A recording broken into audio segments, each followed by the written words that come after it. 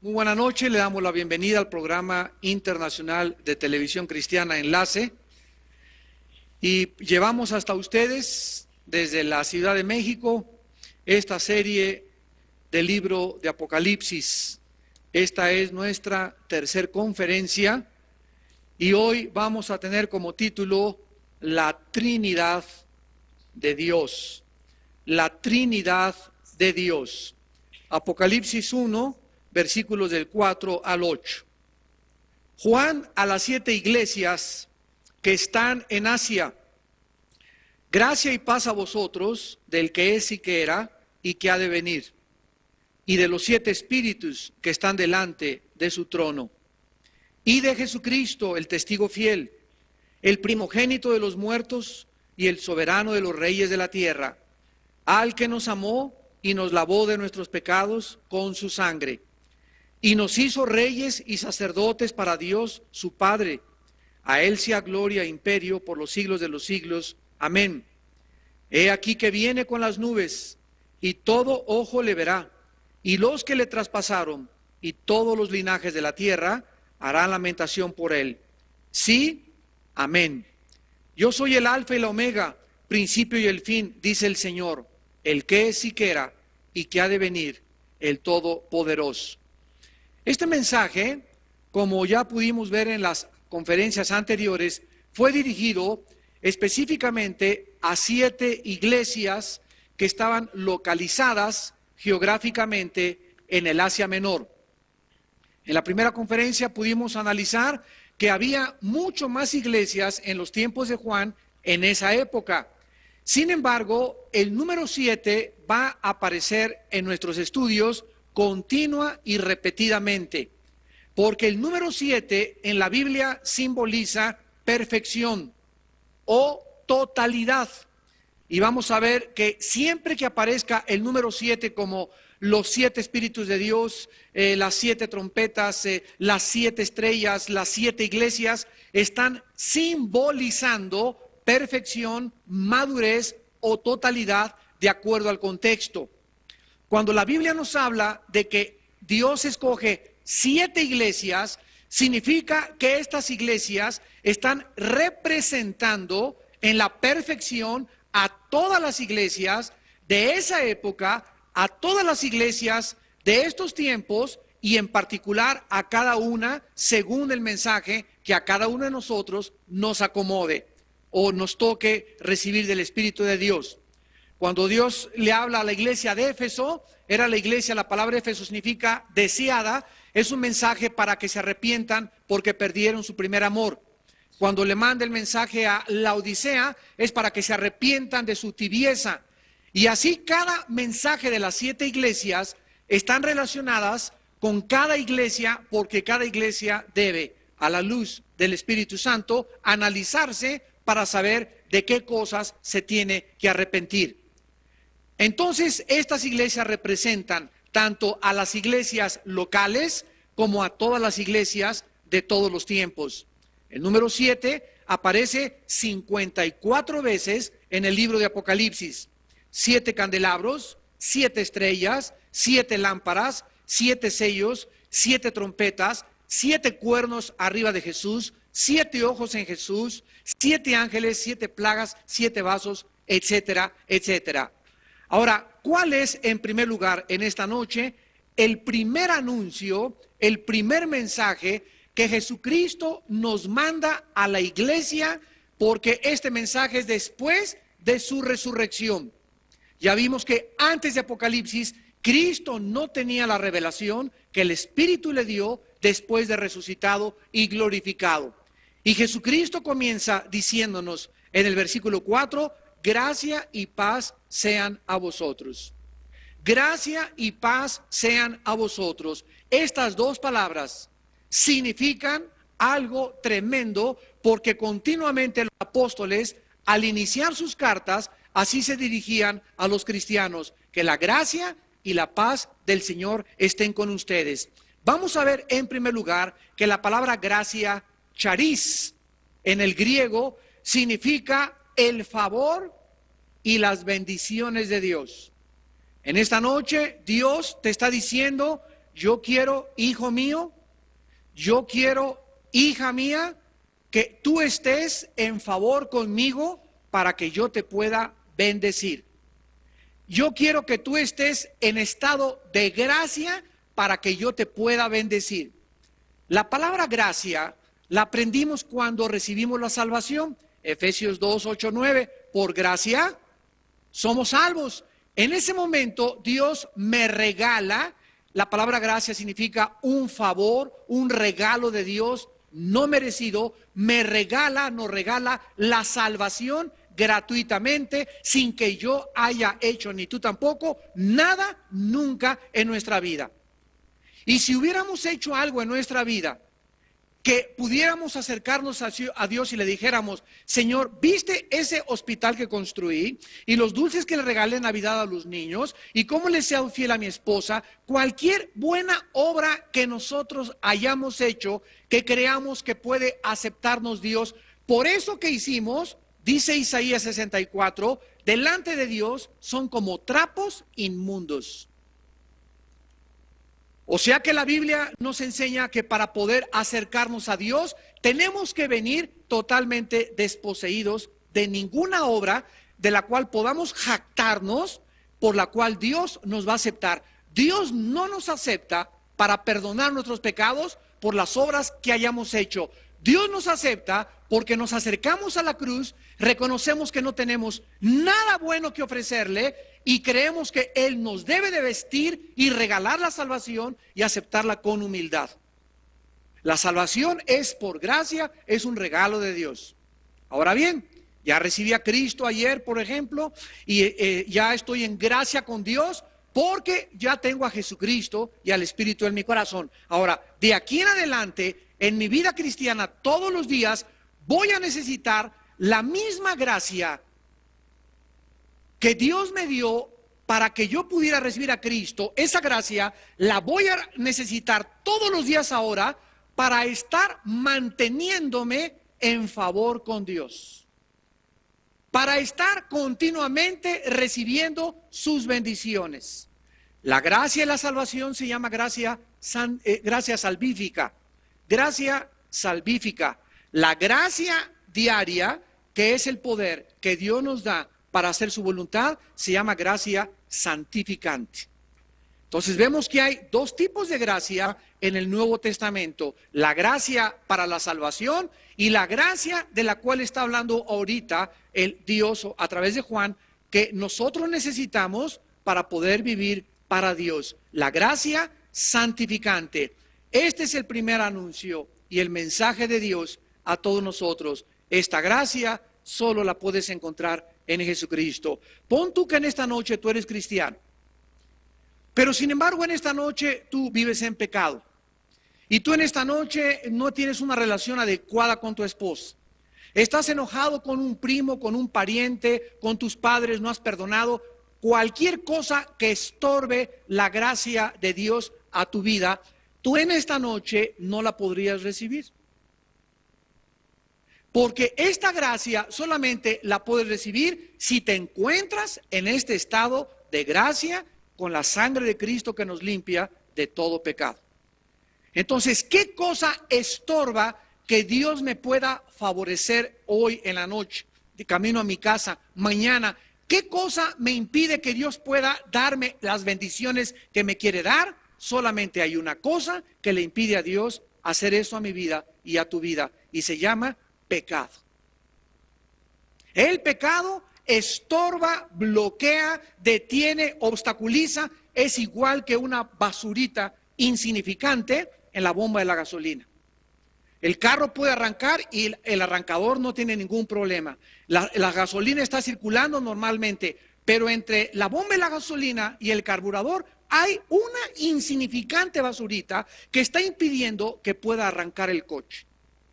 Y esa basurita insignificante entre Dios y yo, ese pecadito que tú crees insignificante, basta para detener la gracia de Dios a mi vida. Ahora, cuando Dios me da la gracia y yo la recibo en esta noche, y es el deseo de Dios, gracias sea a ustedes, quiero que sepan ustedes que quiero favorecerlos todos los días. Quiero bendecir tu matrimonio, quiero bendecir tu canasta, quiero bendecir tu entrada, quiero bendecir tu camino del trabajo a tu casa, quiero bendecirte en la escuela, quiero darte inteligencia, Pepito, para que saques puros dieces, para que seas el primero en la universidad, para que tu tesis sea la mejor tesis que haya presentado cualquier estudiante académico en la universidad. Quiero favorecerlos, es lo que Dios nos está diciendo. Como lo hizo con Daniel en capítulo 1 de Daniel. Daniel le dijo a Dios: Señor, yo prometo y determino no contaminarme. No me voy a casar con una muchacha que no sea cristiana, no me voy a casar con un muchacho que no sea cristiano, no voy a participar de las películas, ni de la música, ni del baile del mundo. Quiero mantenerme puro delante de tus ojos. Cuando Daniel hizo esta decisión, dice Daniel 1, Dios le dio inteligencia, Dios le dio sabiduría, Dios le dio un conocimiento que nadie en el imperio babilónico tenía. Por lo cual los mismos reyes mandaron a hablarle a Daniel, porque no había en nadie un espíritu como el espíritu que estaba del Dios viviente en la vida de Daniel. Eso es gracia. Nehemías vivía en el reino medo-persa y estaba ante Ciro, y le llegan noticias que habían quemado los muros de Jerusalén, y Nehemías necesitaba pedirle permiso al rey y decirle: rey, déjame ir a la casa de mis padres a levantar las murallas de Jerusalén. Pero Nehemías sabía que cuando él se acercara al rey, necesitaba estar en gracia delante de Dios para que el rey le diera permiso. Esto se llama gracia, ser favorecidos. Todo eso viene del cielo y es Dios quien lo otorga a sus hijos. Y en segundo lugar, la segunda cosa es la paz. Gracia y paz a ustedes. Esta paz es la palabra griega eirene, con E de Enrique, eirene, y significa unir dos cosas que estaban sueltas, o dos cosas que estaban separadas. Hay guerra entre un país y otro país. Cuando se hace la paz, los dos países se unen y lo que los separaba, lo que los dividía, ya no existe. Por eso es posible la paz. Dios y el hombre, dice la Biblia, nacimos separados de él. Romanos 3:23, por cuanto todos fuimos alejados y destituidos de la gloria de Dios, nacimos separados de Dios. Dios manda a su Hijo en medio de él y nosotros. Su Hijo es nuestra paz. La forma, de acuerdo a la Biblia, en que el ser humano se una a Dios es en un solo lugar que se llama la cruz del Calvario. Es en la cruz donde encontramos esa paz. Romanos 5:1. Justificados por la fe, tenemos paz para con Dios. El momento que recibes a Cristo, recibes su gracia, recibes al Espíritu Santo, recibes el amor que es derramado en nuestros corazones, recibimos luz, recibimos alimento y recibimos la paz. Ya yo y Dios no somos enemigos. Ahora, después en mi vida cristiana necesito mantener esa paz. Entonces, fíjense ustedes los dos tipos de paz que la Biblia menciona. La paz con Dios la tenemos en el momento de hacer la decisión por Cristo. Romanos capítulo 5, ¿verdad? Somos amistados de la enemistad y reconciliados con Dios. Pero ya recibí a Cristo ayer y antier, ahora necesito amanecer con paz. Necesito ir a la escuela en paz. Necesito estar trabajando en paz. Necesito aconsejar a mis hijos en paz. Necesito tomar mis decisiones en paz. Si esa paz no me acompaña durante todos los días de mi vida, es la señal de que algo ha interrumpido mi comunión con Dios. Entonces, cuando un cristiano entiende esto, el cristiano trata por todos los medios, todos los días, de mantener esa paz y estar luchando por esa paz y volverte sensible para que el momento en que tú ya estás inquieto, ¿por qué estoy inquieto? Híncate. Filipenses 4, 6 y 7. Por nada estén afanosos, si no sean conocidas vuestras decisiones y peticiones delante de Dios, con oración, ruego y súplica. El momento en que sientas que algo te quita la paz, el momento en que te sientas así intranquila, el momento en que sepas que ya no estás gobernando tú tus impulsos, tus emociones y tus sentimientos, híncate. Híncate. Ahí en el metro, agárrate la barda y ahí te pones: Padre bendito, en el nombre de Jesús, yo te pido perdón, no sé por qué, muéstrame por qué no tengo esa paz. En tu despacho, métete al baño y caes junto a la taza y te pones ahí, te hincas. En tu cuarto, donde estés, busca inmediatamente que esa paz regrese a tu vida. Porque sin esta paz no podemos tener contacto con Dios. Se interrumpe mi contacto con Dios. Es un sensor que me impide recibir de Dios, comprender a Dios, entender a Dios y menos tomar decisiones. Si tú tomas una decisión en la vida sin paz, cuídate, te vas a lamentar. Necesitamos ser gobernados por la paz. Y es el mensaje de Apocalipsis: gracia y paz sean ustedes.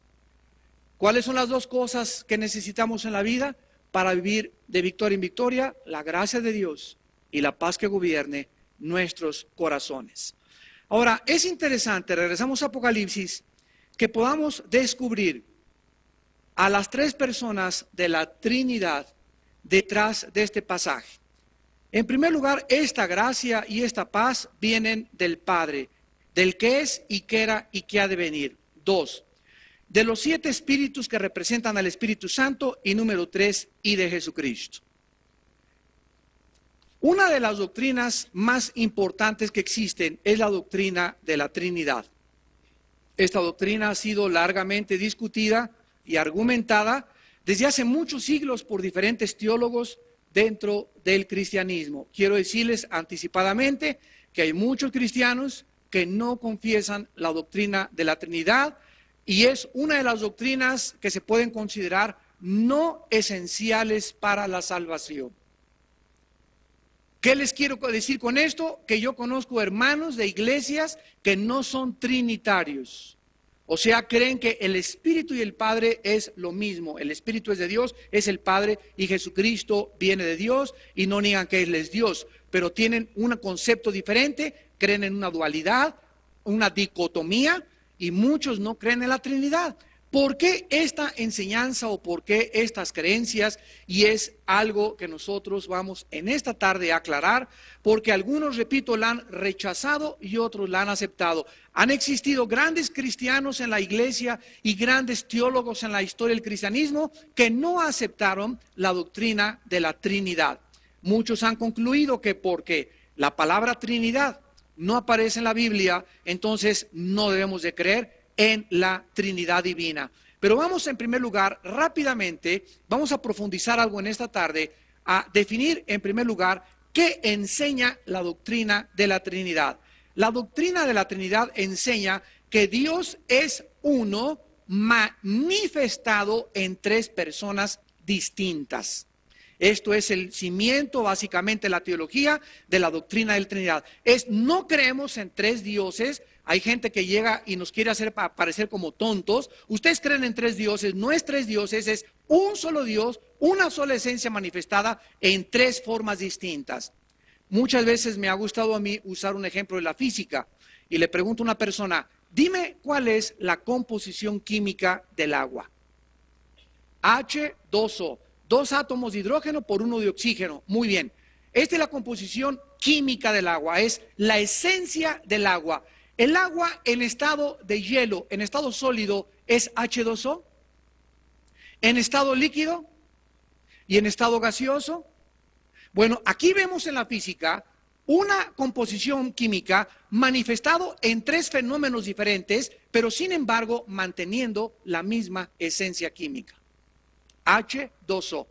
Dios es así. El hielo, el agua y el vapor no es que sean 3 diferentes estados de la materia, es el mismo estado de la materia, pero bajo diferentes circunstancias, bajo el tiempo y el espacio, y bajo manifestaciones de fenómeno que son diferentes a la esencia H2O. Pero tanto el hielo, el gas y el agua líquida nos tienen la misma esencia. Dios es algo parecido. El Hijo es la divinidad, el Espíritu Santo es la divinidad, el Padre es la divinidad. No son 3 dioses, es la misma esencia manifestada en 3 personas diferentes. Otro ejemplo, un prisma. Si tú tomas un prisma y le diriges un rayo de luz blanca, y tú estás aquí del lado izquierdo mío, y le diriges un rayo de luz blanca, la persona que vea la entrada de la luz aquí saliendo el prisma, vas a ver una descomposición de 7 colores. Aquí ves solamente un rayo de luz, pero al atravesar el prisma se descompone en 7 colores. Entonces, ¿qué podrías tú concluir en tu bitácora científica? ¿La luz es blanca o tiene 7 colores? Según lo que tú estés percibiendo desde el lugar donde tú te encuentras. Si tú vas en un avión, tú vas a creer que todas las gentes son hormiguitas. Y no es que sean hormiguitas, sino que la altura te hace ver las cosas mucho más chiquitas de lo que son. Cuando tú bajas y te pones en el nivel, en la dimensión de las personas, te das cuenta que desde arriba parecen hormiguitas, pero ya aquí en esta dimensión, en las 2 dimensiones, aparecen de personas de bastante estatura. Todo depende con el lente con que vea las cosas. Entonces, una persona podría concluir que la luz es blanca, sin embargo, atravesando el prisma, te das cuenta que los 7 colores son 7 colores, pero sin embargo forman parte del mismo rayo de luz blanca. Y por descompuesto, a través Dios ha escogido atravesar y manifestarse en el universo de 3 formas diferentes. Y este sello de 3 cosas lo ha dejado Dios en todo el universo que Él creó. Nosotros somos cuerpo, espíritu y alma. 1 Tesalonicenses 5:23, Hebreos 4:12, Génesis 35. Entonces nosotros somos tripartitas y todo lo que nosotros vemos alrededor tiene el sello de una Trinidad. Ahora muy bien, Dios es uno, entonces un ser manifestado en 3 formas diferentes. El Padre es Dios, el Hijo es Dios, el Espíritu Santo es Dios. Si tú crees que Jesucristo es una personalidad, una persona, pero al mismo tiempo es Dios, entonces eres trinitario. Si tú crees que el Espíritu Santo es una persona habla, una persona comunica. Dice Hechos 5, le dijo Pedro a Ananías, ¿por qué le mentiste al Espíritu Santo? Yo no le puedo mentir al aire. Yo no le puedo mentir como hizo una secta a los testigos de Jehová. El Espíritu Santo, dicen los testigos de Jehová, es una fuerza inmanente que sale intangible. Tú no le puedes mentir al aire. El Espíritu Santo los llevó. El Espíritu Santo dijo. La Biblia nos muestra que el Espíritu Santo es una persona con habla, con ojos, que manifiesta todo aquello que tiene una personalidad. Ahora, vamos a terminar con esto. ¿Es lógica la doctrina de la Trinidad? ¿Se podría dentro de la lógica clasificar? No permitamos, como les dije hace unos momentos, que nadie nos acuse de que porque tú crees en la Trinidad, creemos en 3 dioses, porque es una manera de hacernos parecer tontos, como yo lo he visto en muchos lugares donde he tenido debates sobre la doctrina de la Trinidad. La teología cristiana, escuchen muy bien, les voy a dar bases muy fuertes para defender esta doctrina. La teología cristiana nunca es necesariamente lógica. Síganme con mucho cuidado. Vamos a echarnos un clavado bien hondo. La teología cristiana nunca es necesariamente lógica. Es lógico, fíjense ustedes, si seguimos la lógica, es lógico acusar a Dios como el autor del pecado. Irresponsable porque, número 1, Dios es todopoderoso, Dios todo lo sabe. Dios tuvo el poder, ¿sí o no?, de impedir que entrara el pecado. Sí lo tuvo. ¿Dios sabía que el hombre pecaría? Sí. Puesto que Dios no detuvo al hombre para que pecara, lógicamente, cuando lo pudo haber hecho, entonces Dios es el autor del pecado. Vean ustedes cómo, siguiendo una línea de lógica, se puede llegar a conclusiones ilógicas, a conclusiones absolutamente aberrantes. Todo esto suena muy lógico, pero nada puede estar más lejos de la verdad.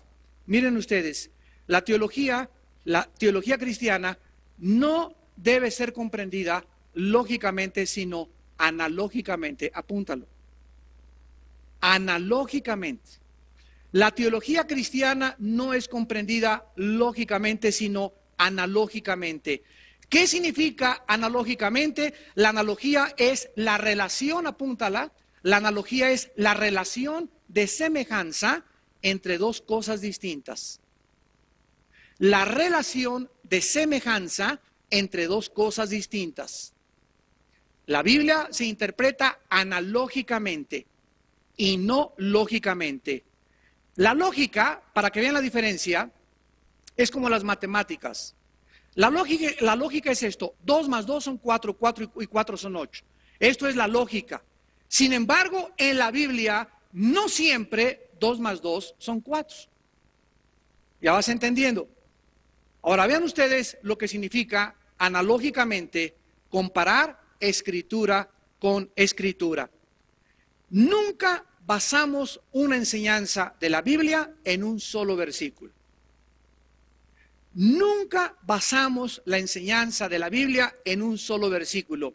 Por ejemplo, Juan 2, donde dice, y muchos creyeron en él. Si sacas ese versículo, concluyes lógicamente, fueron salvados. Pero el versículo que sigue dice, mas Jesús no se fiaba de ellos, porque conocía sus corazones. Entonces, si tú no lees los versículos después y los que anteceden al texto, haces un pretexto del contexto.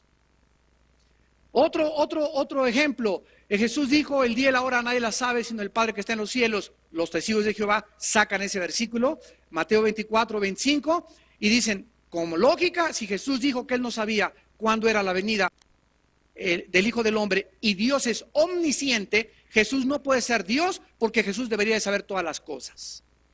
Eso lógicamente tiene esa conclusión totalmente aberrante. Pero si comparamos con Filipenses 2, siendo igual a Dios, Jesús no estimó el ser igual a Dios, sino que se despojó a sí mismo y se hizo en forma de siervo semejante a los hombres.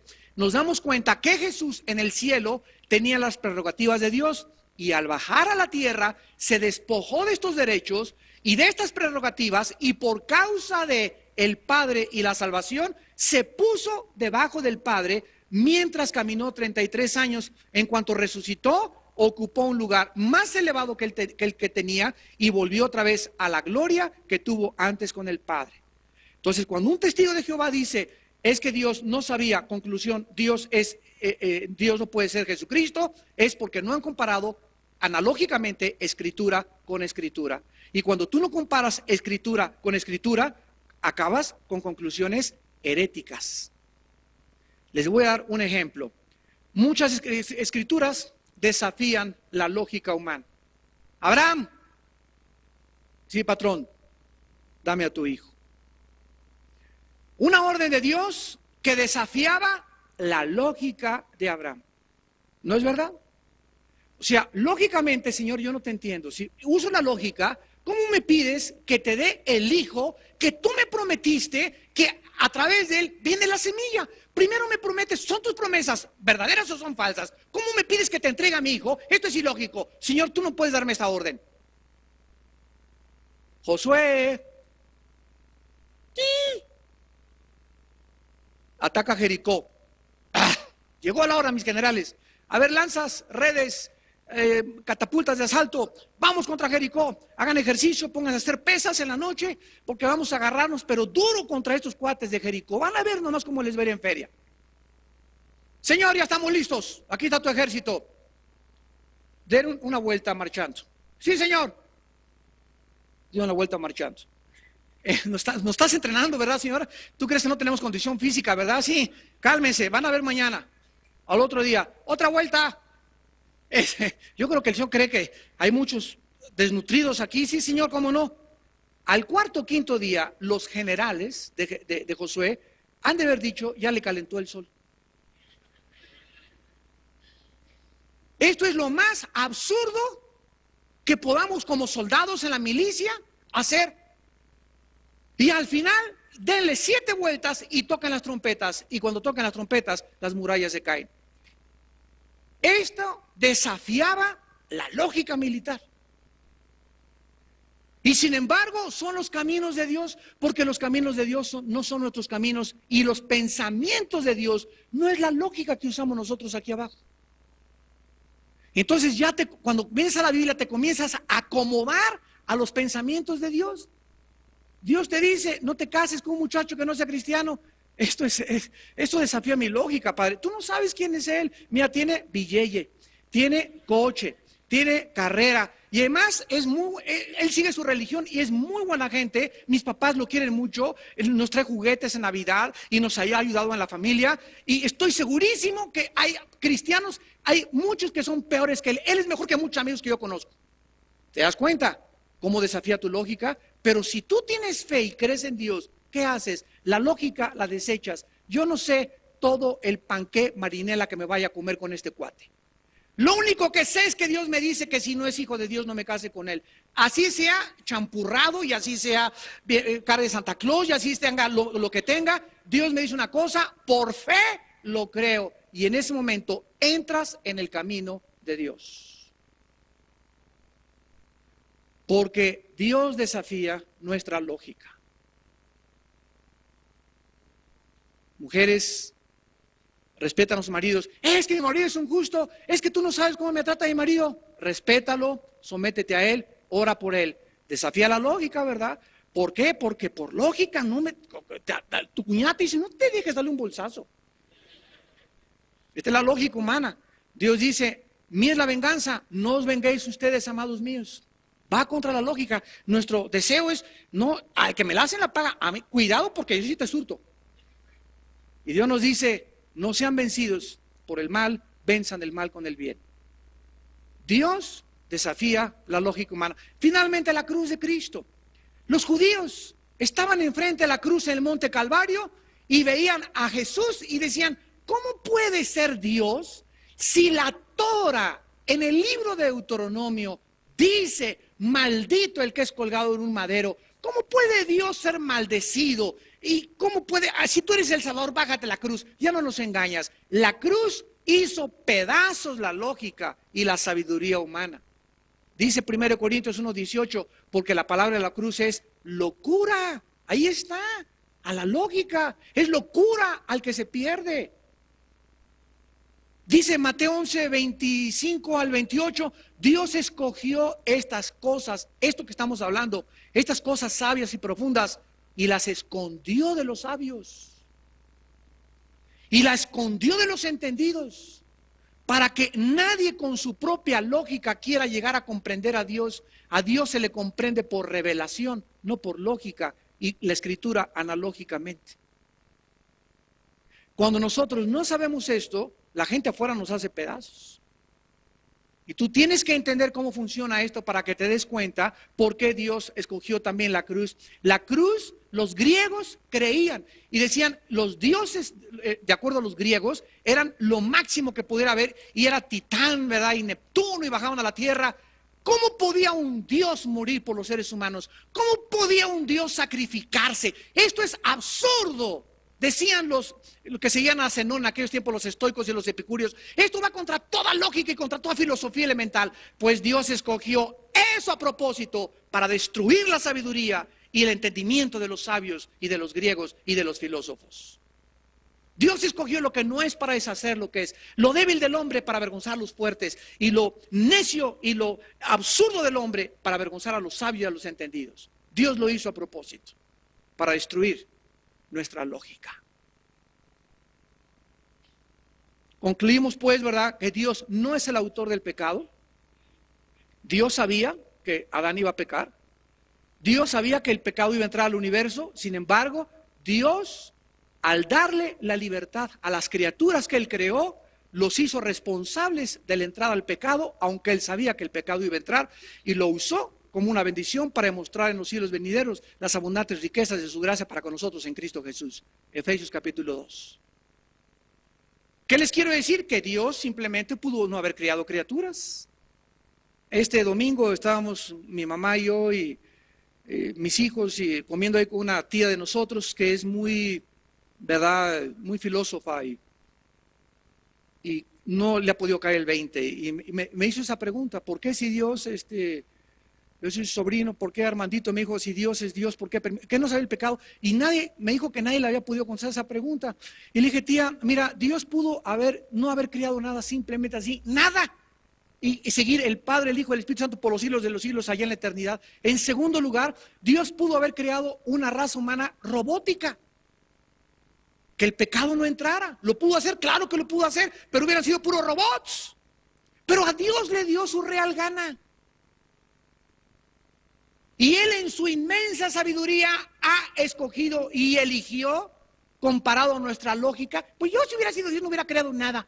En primer lugar, no dices tanto porque la nada no se puede comparar con la nada, bruto. Dios en su inmensa sabiduría escoge crear seres que escojan adorarlo y servirlo y amarlo libremente. Y eso era el riesgo de que el mal entrara al universo. Dios corrió ese riesgo y Él pagó por ese riesgo, muriendo Él mismo en una cruz. Cuando nosotros vemos esto, también encontramos que la Trinidad es una doctrina que desafía la lógica. Sin embargo, hay algo que es importante y que no podemos hacer a un lado. Rápidamente, miren ustedes, en Génesis 1:26, inclusive en el Antiguo Testamento, cuando hemos hablado también con rabinos, muchos rabís que yo he hablado con ellos, muy sinceros, me han dicho: Armando, es que ustedes son politeístas porque creen en tres dioses. ¿Por qué se expresan de esa manera? Porque, te repito, no han entendido ni siquiera el concepto de la Trinidad. No son tres dioses. Y entonces yo he tenido oportunidad de compartirle esto a muchos judíos, porque acuérdense que en Deuteronomio 6:4 dice en hebreo: Shema Yisrael, Adonai Elohim, Adonai Echad, que significa: oye Israel, Jehová tu Dios, Jehová uno es.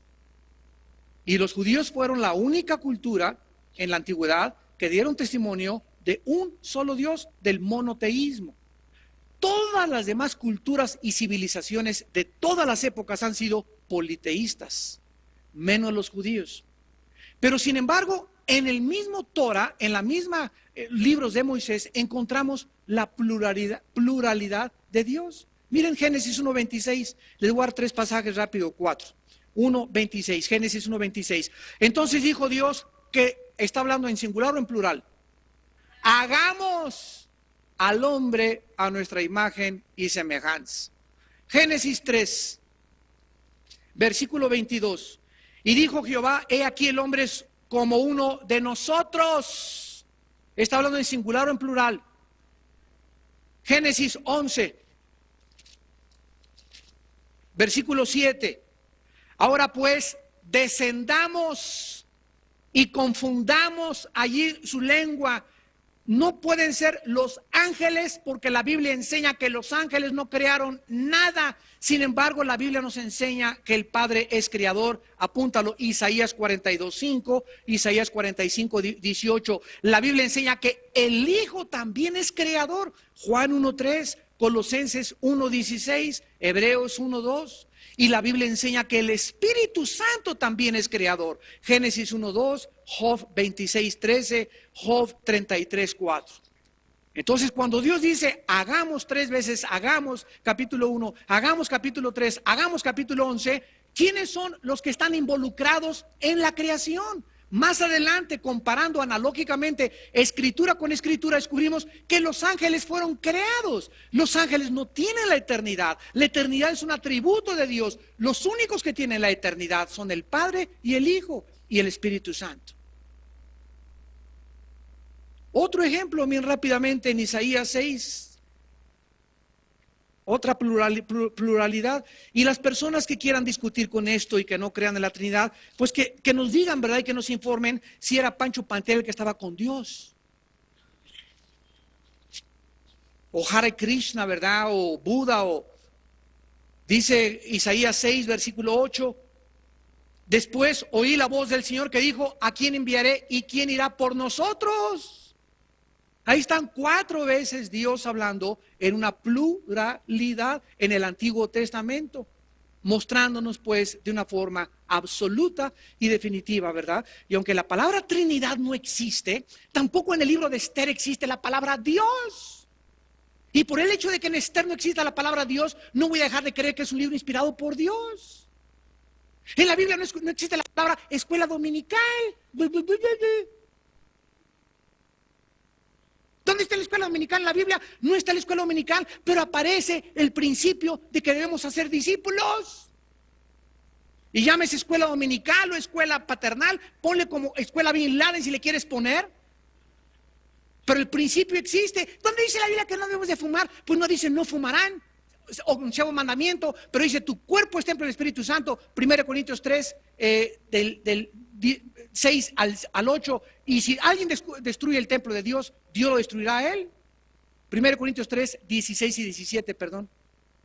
Entonces existe el principio que cualquier cosa que dañe mi cuerpo es contra Dios. No dice no fumarás. La Biblia dice que no. ¿Dónde dice que no vais a las fiestas? Pues no dice que no vais a las fiestas, pero dice absténganse de todo tipo de mal. ¿Se dan cuenta? Hay principios con muchas aplicaciones. ¿Dónde dice la Biblia que no como chicharrón? No aparece la palabra chicharrón en la Biblia. ¿Dónde dice la palabra que a dinosaurios? ¿Dónde están los dinosaurios en la Biblia? La palabra dinosaurio se inventó hace 3 siglos. Antes de hace 3 siglos ni siquiera aparecía la palabra dinosaurio en ningún diccionario. Eran reptiles gigantescos o monstruos como les llama la Biblia. Entonces, si nosotros no tenemos este espectro de información, comenzamos a decir tonterías y nos convertimos en herejes, o comenzamos, como dice la Biblia, a hablar cosas que ni siquiera entendemos lo que estamos diciendo. Y eso es lo que dice 2 Pedro 3:18, los inconstantes y los indoctos tuercen las escrituras para su propia perdición. Por no entenderlas, las hacen como chorizo y enseñan cosas que infectan y contaminan a sus discípulos. Regresamos a Apocalipsis para terminar, y dice la Biblia que al Padre se le describe como el que era, el que es y el que ha de venir. El Dios de la Biblia es un Dios fuera del tiempo. Es un Dios que está fuera de nuestras 4 dimensiones. Es un Dios que no es afectado por el tiempo. Un día es como las vigilias de la noche. Y 1000 años es como un día. Salmo 90, 2 Pedro 3. Dios no tiene el concepto que tenemos del tiempo. Y cuando estemos delante de Él y volteemos hacia atrás y miremos nuestros 70, 80 años de vida que pasamos, van a ser una milésima de centímetro comparado con la eternidad. Si tú ves una mosca, la mosca dura 48 horas de vida. Y es 48 horas para la mosca, han de haber sido como 50 años de nosotros. Las tortugas duran 50, 100 años y sin embargo hay animales que duran 24 horas nada más. Pero dentro del tiempo ellos vivieron de acuerdo a su concepto una eternidad. ¿Por qué? Porque el tiempo no existe. El tiempo es simplemente una medición, nada más que existe de lo que está a nuestro alrededor. Entonces, cuando entramos a la Biblia, entramos a un libro hiperdimensional que rebasa y sobrepasa las dimensiones en las cuales el ser humano ha sido confinado por Dios. Yo soy el que era, el que es y el que ha de venir. Esto nos habla de la eternidad de Dios, el cual no está sujeto, repito, a nuestra temporalidad, de nuestras dimensiones y del tiempo en que vivimos. ¿Se acuerdan ustedes cómo se revela a Moisés en Éxodo 3:14? Moisés, yo soy Yahweh, que significa el que es. Yo soy el que soy. O sea, Dios, fíjense ustedes, Dios le dice a Moisés, Moisés, yo soy el que soy. No le dice el que era, el que soy y el que vengo. Ahí, persona a persona, Moisés, yo soy Yahweh, yo soy el que soy. O sea, Moisés, yo siempre, para mí, en mi trato contigo, estaré en el tiempo presente. Ahorita yo acabo de hablar, y estas palabras que acabo de hablar ya forman parte del pasado. Aquí traigo un reloj, y cada segundo que pasa es el pasado, el pasado, el pasado, el pasado. Y me estoy extendiendo viviendo el presente. Entonces, ahorita que estoy viviendo, cuando dije que estoy viviendo, ya no estoy viviendo en el presente. Ya es el pasado y estoy en el futuro. ¿Me van captando? ¿Capiche? La eternidad es un atributo de Dios nada más. ¿Por qué María no puede ser madre de Jesús? Porque María nació de un hombre y de una madre. Y María no existía antes de nacer en el vientre de su padre y de su madre. Jesús le dijo a María, antes de que yo naciera, ya era. Antes de que era Abraham, le dijo a los fariseos, yo ya existía. Juan 1:1, en el principio era el verbo era con Dios y el verbo era Dios. Todas las cosas por él fueron hechas y nada de lo que ha sido hecho fue hecho sin él. En él estaba la vida era la luz de los hombres. Está hablando de Jesucristo y se le está diciendo que él es Dios. Cuando dice la Biblia el Espíritu Santo entre 8 días, vamos a estudiar los 7 Espíritus de Dios con más detención, pero rápidamente vayamos y entendamos qué significa en Apocalipsis 1:4 los 7 espíritus que están delante de su trono. Ya vimos el simbolismo del 7. El Espíritu Santo es uno también, pero aquí vemos que el Espíritu Santo se manifiesta exactamente como el prisma. El Espíritu Santo es como un rayo de luz que se descompone en 7. Y Dios quiere que cada una de estas 7 particularidades que vamos a estudiar con detenimiento la próxima clase, cada una de este abanico de las 7 manifestaciones del Espíritu Santo que habitaron en Jesús. Dice la Biblia que en Jesús habitaba la plenitud de la deidad. O sea que en la persona de Jesús estaba el Espíritu Santo manifestado en sus 7, en este abanico de 7 manifestaciones. En todas las manifestaciones, Jesucristo tenía al Espíritu de Dios. Nosotros tenemos algunos 2, algunos 3, algunos 4, ¿verdad? Pues el anhelo de Dios que seamos llenos de toda la plenitud de su poder. Dice en Isaías 11:2, los 7 Espíritus de Dios. ¿Cuáles son? Y reposará sobre él, está hablando de Jesús, proféticamente.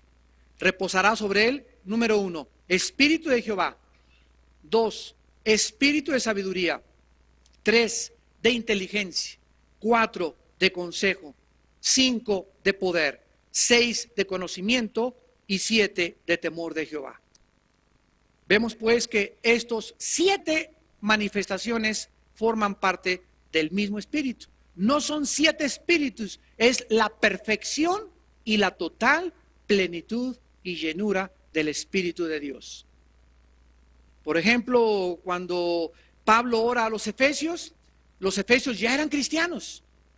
Y los efesios ya habían sido bautizados en agua y ya habían recibido el Espíritu Santo. Y Pablo ora y dice, te pido que sean llenos de un espíritu de sabiduría y de conocimiento en revelación de ti, Señor. Fíjense, o sea, que estos cristianos no tenían tenían el Espíritu Santo, pero no tenían la sabiduría ni el conocimiento del Espíritu Santo. Y Pablo ora que esa iglesia fuera llena de estas 2 características del Espíritu de Dios. Muchos de ustedes también pueden carecer de estas 2 manifestaciones del Espíritu Santo. Hay cristianos que no tienen ni pizca de sabiduría. Hay cristianos que no tienen ni pizca de conocimiento. Hay cristianos que no tienen ni pizca de revelación de Dios. Hay cristianos que no tienen ni pizca de temor de Dios, ni pizca de inteligencia de Dios espiritual. Y nada es culpa de Dios. Él te da todo lo que tú le pidas. Y todo lo que tú puedas recibir de su Espíritu, Dios lo tiene reservado para tu vida. Y finalmente, de Jesucristo en Apocalipsis se menciona como el testigo fiel. Y se nos presenta a Cristo de una manera triple. Fíjense ustedes, Jesús aquí se manifiesta triple. El testigo fiel, 1, el primogénito de los muertos. Y 2, y el soberano de los reyes, 3. Cristo es presentado en su triple oficio ante el Padre y ante nosotros. Cristo es presentado como profeta, el testigo de Dios. Un testigo es una persona que habla o dice algo que vio u oyó. Él nos trajo la palabra de Dios, Hebreos 1:1, Dios habiendo hablado muchas veces y de muchas formas, en otros tiempos por los profetas, ahora en estos tiempos nos ha hablado por el Hijo, a quien constituyó heredero de todo y por quien asimismo hizo el universo, el cual siendo la misma forma e imagen de su substancia y después de haber hecho la purificación de nuestros pecados, se sentó a la diestra del Padre en las alturas. Ahí se nos presenta Hebreos 1, del 1 al 3, a Jesús como el profeta de Dios. En segundo lugar, como el sacerdote. Dice la Biblia que Él es el primogénito de los muertos y es aquel que se ofreció en sacrificio, en ofrenda y en el sacerdocio en nuestro lugar en la cruz. En el Antiguo Testamento había el que traía la ofrenda, lo estamos viendo los domingos en Levítico, viene la familia Díaz con la ofrenda. El sacerdote recibe la ofrenda y el sacerdote le clavaba el puñal al sacrificio. Cristo en la cruz fue la ofrenda, el sacrificio y el sacerdote. Las tres cosas al mismo tiempo. Por lo que los tipos del libro de Levítico representan tanto al ofrendante, representa a Cristo. El sacrificio representa a Cristo y el sacerdocio representa a Cristo. Todo está Cristo escondido detrás de las páginas de la Biblia de una forma maravillosa. Porque a Dios, ¿se acuerdan de lo que les dije? A Dios le gusta esconderse. ¿Para qué? Para que lo busquemos. Ay, ¿dónde está, Señor? Ven y busca, me dice el Señor. Yo no entiendo esto. Ve y busca. Ahí tiradote. Vaya y párese y comienza a buscar y agarra el pico y haga hoyos para que salga el petróleo. Yo quiero que salga petróleo. Tienes que hacer picos y tienes que taladrar y tienes que meterte una mina y tienes que escarbar. Todo aquello que tú busques lo vas a encontrar. Nada lo haces en estado de letargo, ni de flojera, ni de apatía espiritual. Nunca lees la Biblia, nunca oras, nunca ayunas. ¿Cómo puedes encontrar los tesoros y las piedras de la Biblia? Cuando hay un principio que dice, me encontrarás porque me buscarás.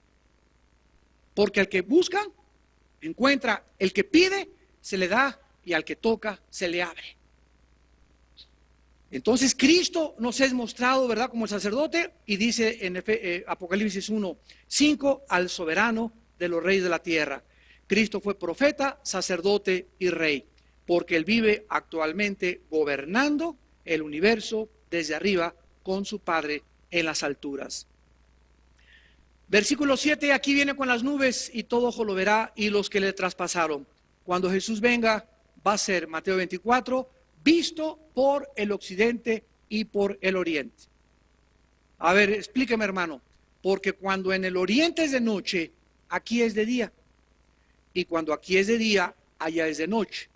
Y aquí dice la Biblia que cuando Jesús venga, el occidente y el oriente, todo ojo le verá. ¿Cómo está eso? Porque la Biblia enseña que cuando Él venga, Zacarías 14, del 1 al 10, no será ni de día ni de noche. Dios detendrá totalmente el movimiento de la tierra en relación con el sol y con la luna, y en el oriente y en el occidente será exactamente el mismo día, la misma claridad, y se podrá ver a Jesucristo. Dice Romanos 11, 25 y 26, que cuando venga Cristo todo Israel será salvo. Se convertirán al Mesías a quien traspasaron, dice la Biblia, y harán lamentación por él. Zacarías 14 dice que será derramado el espíritu de gracia sobre Israel y podrán verdaderamente recordar que aquel que murió en la cruz era verdaderamente el Yeshua HaMashiach, el Mesías enviado por Dios. Y termina este pasaje en el versículo 8 de Apocalipsis diciendo, yo soy el alfa, el omega, el principio y el fin. Saben ustedes que el alfa es la primera letra del abecedario griego y la omega es la última letra, es como la A y la Z. Yo soy la A y yo soy la Z. Y en medio de la A y la Z, ¿qué hay? Pues todo el abecedario, ¿no? Cuando Dios dice yo soy el principio, ustedes saben que hay un principio, de Génesis 1:1, en el principio Dios hizo, Dios creó los cielos y la tierra. Antes de ese principio, ¿qué existía? Antes de ese principio no existía el tiempo. Cuando dice Génesis 1:1, Bereshit Elohim Asamayim Eretz, en el hebreo, dice, en el principio Dios creó el tiempo, el espacio y lo que existe. Hubo un inicio del tiempo. Ahí comenzó a contar el tiempo. Dice en Apocalipsis que el tiempo ya no será más después de que Dios acabe su obra en este mundo. Entonces, cuando Jesús dice, yo soy el alfa y yo soy la omega, nos está diciendo que el Hijo de Dios es el principio y es el final. ¿Quién está en medio? La historia de la humanidad. Yo estoy aquí en medio, tú estás aquí en medio, y Dios me dice: Armando, yo soy el principio, desde el vientre de tu madre te conocí, desde el vientre de tu madre yo supe cómo te iban a poner, quién iban a ser tus papás, y el día de tu muerte estaré contigo, y cuando tú estés delante de mí, quiero que sepas que no debes de tener miedo, porque si yo soy el principio y yo soy el final, yo sé necesariamente lo que te va a suceder en medio. No temas, yo estoy contigo. Gracias, Señor. Gracias, Padre. Bendito seas. Bendito seas. Estas verdades son las que deben alentar nuestra vida para vivir para Él. Estas verdades son las que deben estremecer las fibras más íntimas de nuestra alma. Estas verdades y estas realidades que cobran una dimensión para aquellos que entienden y que caminan en el Espíritu, son cosas que animan y nos alientan como el pastor. El pastor, cuando trae a las ovejas, saben ustedes que las ovejas son semisordas y semiciegas y se comparan con nosotros. Entonces una oveja ve como 2 metros o 3 metros máximo y no ve más lejos al pastor. ¿Cómo le hace una oveja para seguir a su pastor cuando no puede ver más de 2 o 3 metros? El pastor trae un cayado y golpea las rocas, y la oveja, aunque no vea al pastor, lo sigue por el sonido de la vara golpeando el suelo. Dice la Biblia: mis ovejas oyen mi voz y me siguen. Nosotros no vemos a Jesús, pero su cayado, la palabra de Dios, la oímos y lo seguimos a través de ella. Oremos.